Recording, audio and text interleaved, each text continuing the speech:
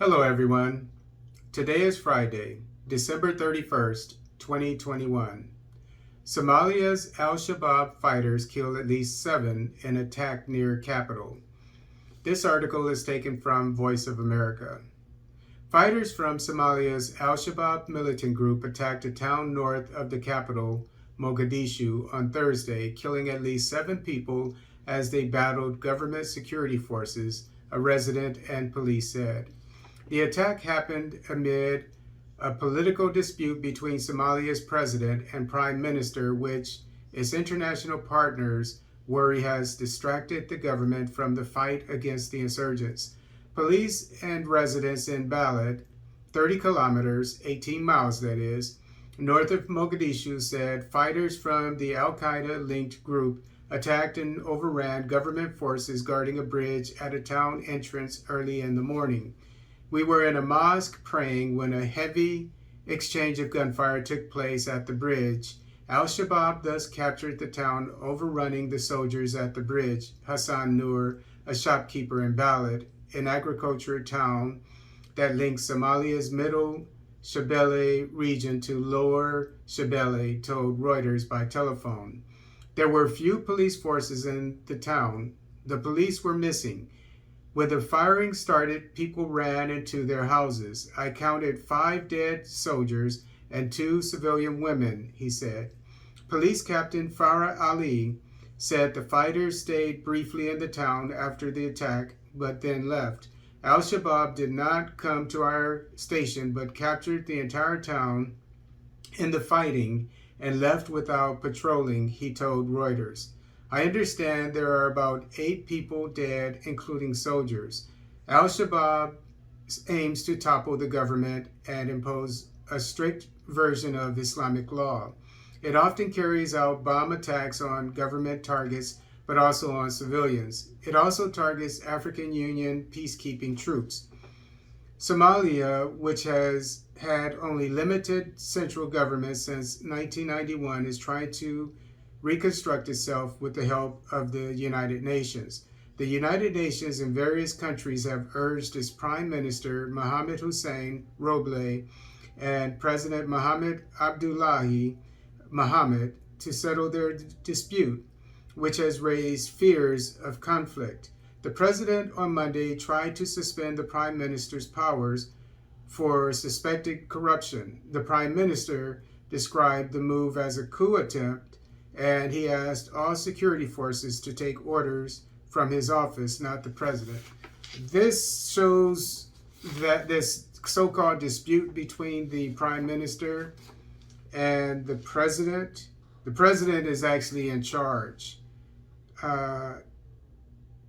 it shows that the government of Somalia has a long way to go. If this were in the United States, it would be like the president of the United States, Biden, arguing with the vice president, Kamala Harris. Basically going back and forth, one accusing one of corruption, Biden accusing Harris of corruption, and then she says that he's trying to cause a coup, which doesn't make any sense to me, but she says that Biden is causing a coup and that the U.S. military should only take orders from her. It doesn't make any sense at all to me. So they need to,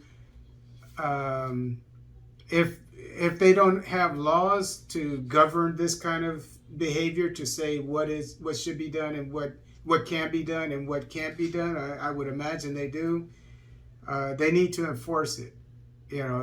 People need to get down to the bottom of this, because this sounds like 2 kids fighting to me. It doesn't sound like something that would come from a government. So I think that political scientists should get involved here and say who is allowed to do what.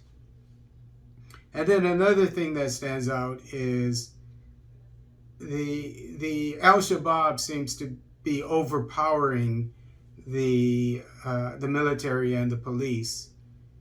and the yeah, which is a major problem because it lowers the morale of the police and the military when they feel that they're targets and that they can be easily the victims of maybe killed by the insurgents. So what I see from this is the without being on the ground, but is that the Somali government needs to increase the number of its troops. And I know that's easier said than done. Maybe they don't have the money to do it, but there needs to be a combination of intelligence.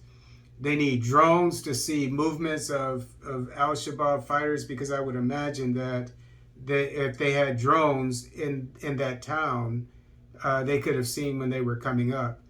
But in every town, there needs to be a combination of intelligence, people, spies, they call it human intelligence, and signal intelligence. They need drones to see what the naked eye can't see from above. But they definitely need enough troops and enough police officers in every town so that they can defend themselves, so they're not sitting ducks. And so, but this is not just the problem in Somalia, unfortunately. It's the problem in Mali as well, and I'll talk about that when I go over that article as well.